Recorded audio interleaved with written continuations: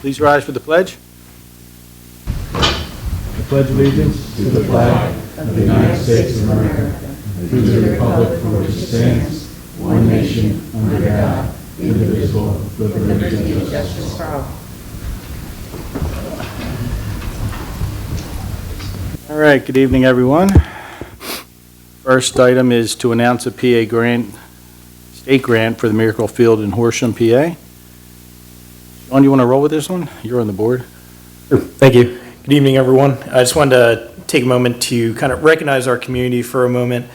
We had our fall fundraiser, the gala at the Centrifusion in Warminster, and it's just amazing to see all the support from my colleagues up here who have supported the project, the Miracle Field, the township staff, our state representatives, Todd Stevens, Marie Collette, Nancy Gens, and then at the federal level with Madeline Dean and Brian Fitzpatrick. And during the ceremony, Maria Collette presented the township with a $500,000 check for the township to help with our project at the Miracle Field. So with that, we are well on our way to getting this thing done. So I just want to say thanks to the township staff, my colleagues, and the community for helping us keep this thing going. It's really exciting.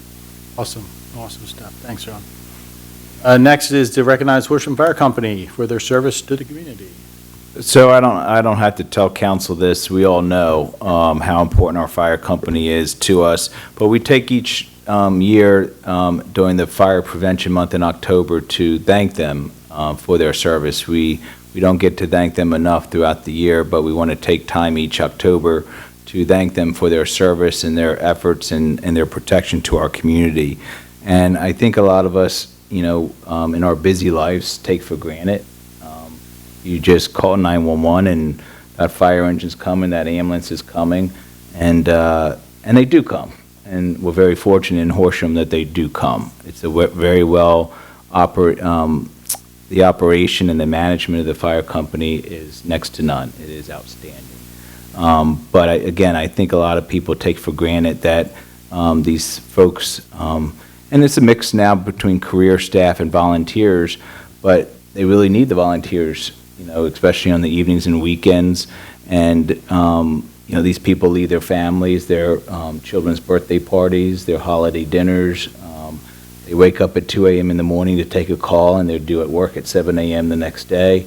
So I think, again, a lot of us take for granted, and we like to show them our appreciation and thank them for the great job that they do every day for our community. And we just thank you once a year, but we want to take the time and show our appreciation to you for all that you do for our community. We do have a proclamation for you, and it reads as follows. Horsham Fire Company number 1 has been serving the residents of Horsham Township and the surrounding communities since 1913. Our fire company is a combination department consisting of career staff and volunteer members who are on call 24/7, 365, and have a proud history of heroic service backed by ongoing training. Firefighters, emergency medical services personnel, and the fire police of Horsham Fire Company number 1 are essential in protecting over 26,000 individuals living in an area of 17.32 miles. Fires pose major public safety concerns, though they are largely preventable by practicing diligence in basic fire safety measures. Therefore, Fire Prevention Month is recognized each October to raise safety awareness, reduce fire-related injuries, and prevent loss of life and property in our community. On the occasion of National Fire Prevention Month, we express great appreciation, admiration, and gratitude for the members and volunteers of Horsham Fire Company number 1 for their dedication to the community and their timely service. Again, thank you so much. Lee, do you want to come up and talk about this? Talk about a great job you guys do. Oh, I'm not a very good self-bragger. But we'd just like to thank you for the recognition. As you know, in a few weeks, I'll be in to do the annual report, which will be a much more in-depth look at our year. And is this on? If we can hear you. You might turn it off. So as I was saying, we'll be in a couple weeks to give the annual report, which will be an in-depth look at our year. And there's some pretty exciting things on there. Most recent, I don't want to be too much of a spoiler, but most recently we we've gotten the approval to go ahead and become a American Heart Association training center. So we'll be doing a lot of training, both interdepartment and open to the public, starting in 2023. So I'm pretty excited about that. So Congratulations thank you again, and congratulations to everybody out there that's doing such fine work for you guys. Can we do some pictures? or- You just want to do the next agenda item, and then we'll do pictures afterwards? Yeah, we can do that, that's fine. All right, take a seat. All right, the next is, another good thing is swearing in a new police corporal, Officer Robert Johnson. So, as council knows, you hear me all the time about we do have the best police department, and part of that reason is the supervision. So you hear me about when a new officer is sworn in here that they have big shoes to fill. They're expected, they have high expectations of them and the reputation of the department. But beyond that, when someone is promoted into a supervisory role, the expectation of them is even higher. The officers will only do, for the most part, what they're instructed to do and what their supervisors train them to do. So when someone steps into a supervisory role in Horsham, and the corporal is the first step, officer in training, but corporal is the official first step. But these people are corporals, are sergeants, are lieutenants, are chief. They really are the people, the backbone of the department that makes everything happen through their supervision and their leadership. And leadership is key.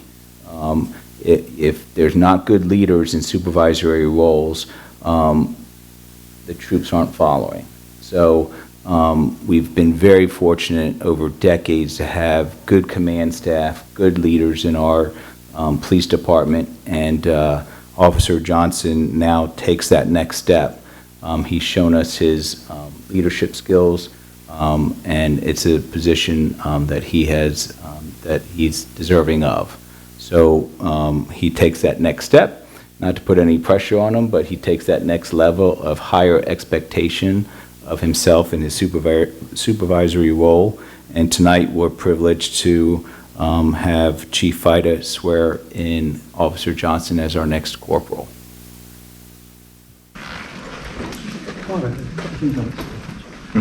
All good, I hope. Yeah, absolutely. Yes, Mr. Walker, thank you. It is an exciting night tonight to be able to do this. Everyone in our department knows two of the most important positions in our department are the field training officer and the first line supervisor, of which Corporal Johnson is both. Before I go any further, though, I'd be remiss if I didn't thank council. You allow us to come up here in public and celebrate these accomplishments, and I thank you for that. So without further ado, let's make you a corporal. Is somebody's going to hold the Bible? Yes.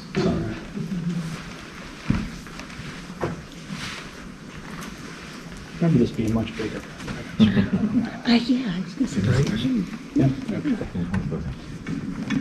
going to try to raise your right hand, repeat after me. I, Robert B. Johnson, I, Robert B. Johnson, do solemnly swear do solemnly swear that I will support, obey, and defend that I will support, obey, and defend the Constitution of the United States the Constitution of the United States and the Constitution of this Commonwealth, and the Constitution of this Commonwealth, that I will enforce the laws of this Commonwealth that I will enforce the laws of this Commonwealth and of Horsham Township, and of Horsham Township, that I take this obligation freely that I take this obligation freely without any mental reservation without any mental reservation or purpose of evasion, or purpose of evasion, and that I will discharge the duties and I will discharge the duties of corporal with fidelity. of corporal with fidelity. I do further swear I do further swear that I will uphold, obey, and enforce that I will uphold, obey, and enforce the law the law without consideration without consideration to a person's race, to a person's race, color, color, sex, sex, religious creed, religious creed, sexual orientation, sexual orientation, age, age, national origin, national origin, ancestry, ancestry, handicap, handicap, or disability. or disability. Congratulations. Thank you, Chief.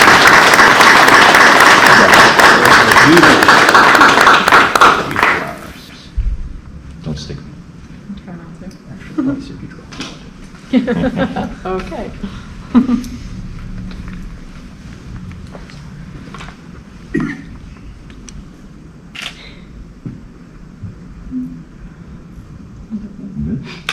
Your backs and that was too fast. No, I think we're good.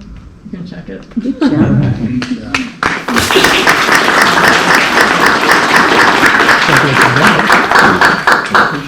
Thanks again. We're going to take a break, and Chief Greenberg, if you could have all of your people come forward for the photo with us tonight.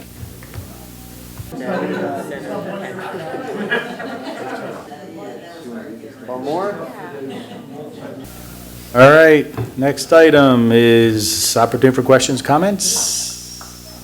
Nobody left, okay. Approval list of checks, do we have a motion? I move to approve the list of checks and all funds in the amount of $220,918.51, and further move to authorize payment of same. Second. We moved in second, all in favor? Aye. Opposed? Ayes have it. We have two zoning hearing board applications be heard in November, first one being MRC Electric for Outback Steakhouse. Yes, both of them are commercial, and the Outback Steakhouse, MRC Electric, is their attorneys here to discuss the variances that are needed. They're all sign variances, and this is common at these national chain stores. Their sign package that they require on the stores and restaurants just don't meet our sign ordinance. And Julie's here tonight to go over the variances in their application with you. Thank you very much, Bill. Julie Buns-Freckleson from the law firm of Eastburn and Gray here tonight on behalf of the applicant, MRC Electric, doing business as MRC Signs. Joining me this evening is Matthew Clift. He is president of MRC Signs. I did have an aerial just to orient you to the site, even though I know that you're probably very familiar. If Bill has it, I can just reorient you to 724 Blair Mill Road. You can see it up there.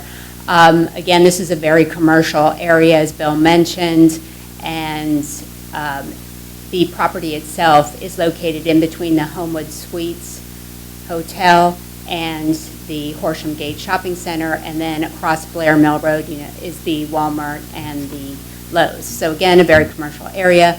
What this aerial does not show is that the building's actually constructed.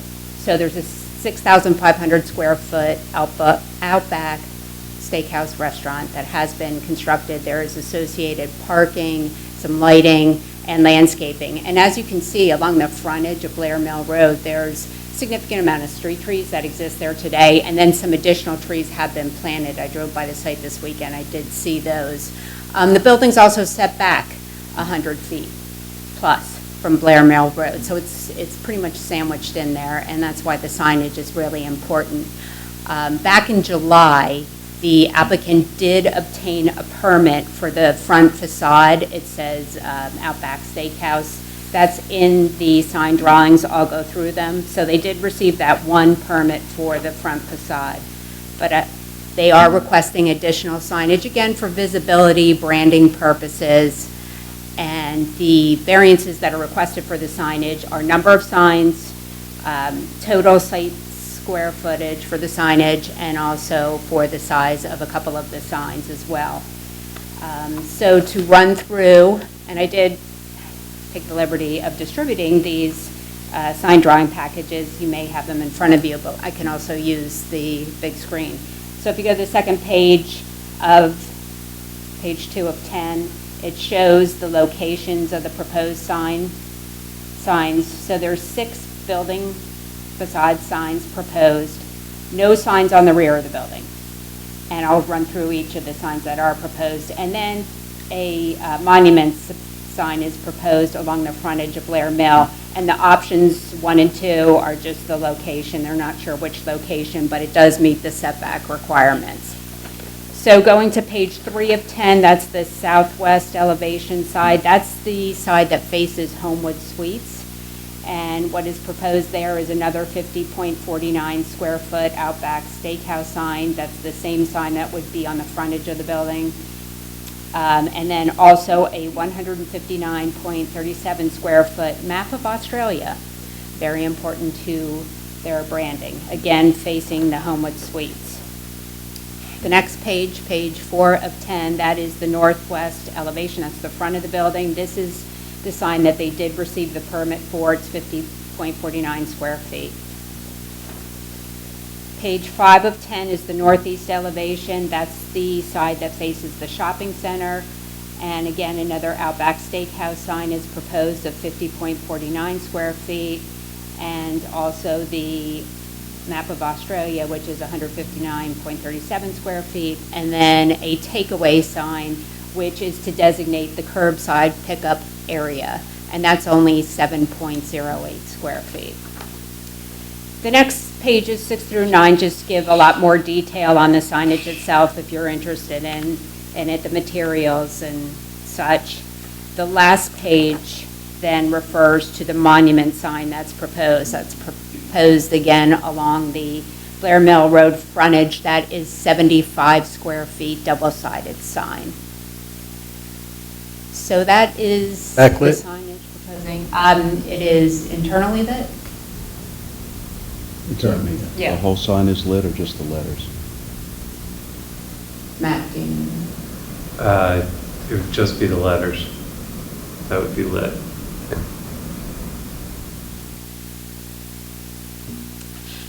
Is there a standard package that they do for It all their is. buildings? It is their standard package. So where are we at with the variance as far as this?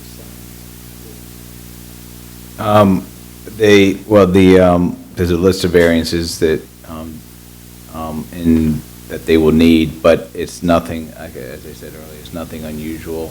If you're familiar with the new Outback Steakhouse on 309 and North Wales Road in Montgomeryville in the mall parking lot, it is the exact same model and signage that they are doing here. All the variances they're requesting are basically for the signage. Yes, all variances are for signage, yep. Do you have any objections to those variances? Okay. And we wish you luck. Wonderful. Thank you very much. Appreciate your time. Thank you. Julie, when did they propose opening?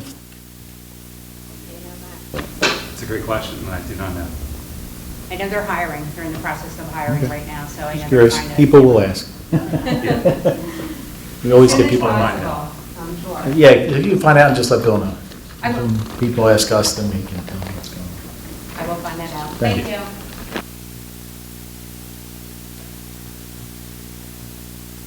All right, next up to the table. 1250 Eastern Road.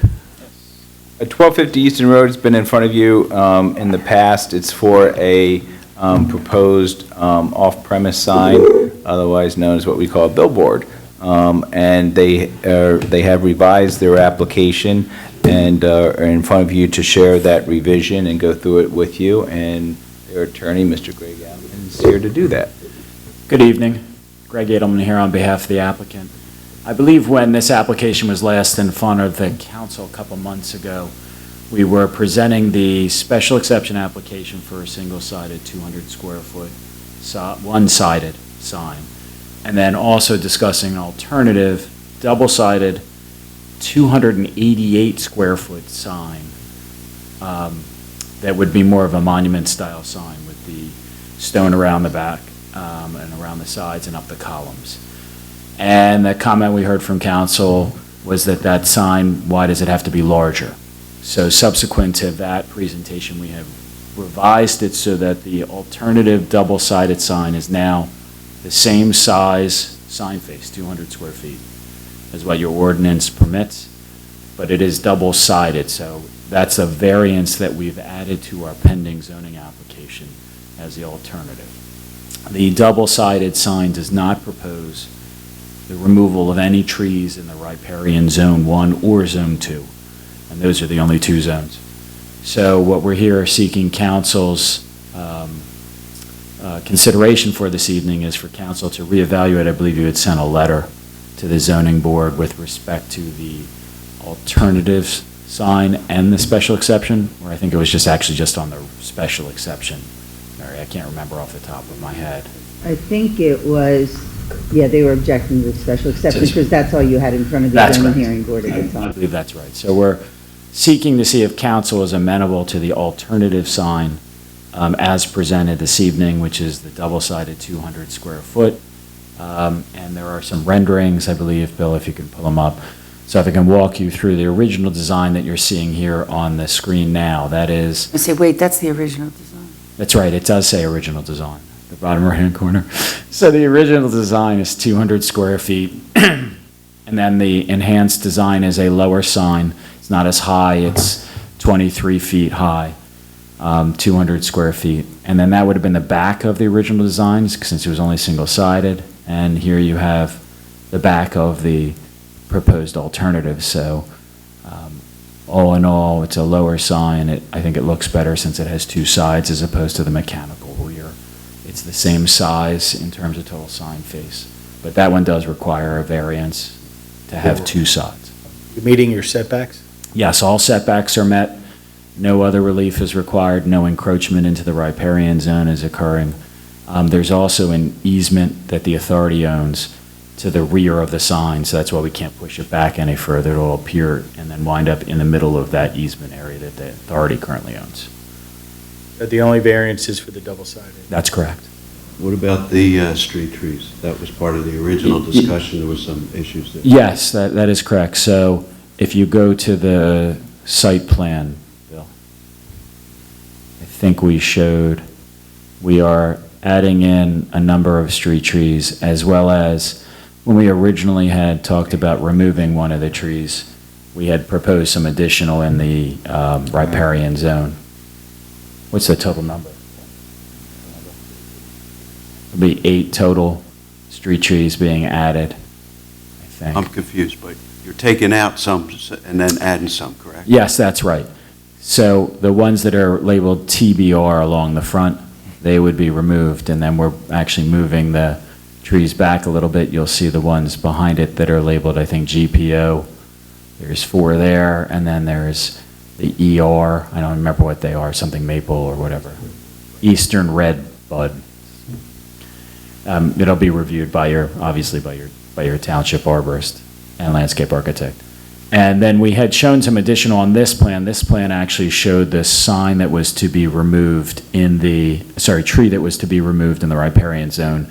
And as a result, we were proposing to plant more in the riparian zone. Since we're not removing that tree, we're just going to leave it there, and we wouldn't be planting the additional in the riparian zone, because that was really to mitigate the caliper inches of that tree that was proposed to be removed that is no longer to be removed. I think what Mr. Whiteside's asking is, of the street trees you're taking down, are you replacing all of them? Yes, we're replacing the total caliper inches of what's being removed. Just so that I'm clear, the sign face is the required size that we discussed. Correct. Smaller monument. Correct. It's two-sided. Correct. No trees in the riparian corridor. Correct. The current street trees are removed, and you're replacing them with the same amount of sizes. Correct. All right. I'd just like to say that you may have figured out by now that I'm not a fan of this sign. I have. But I appreciate the things that you did to meet the requirements that we asked you to do. So as a result, I'm much happier with it. Thank you. Thank you. I think you've come a long way since day one. Which is great.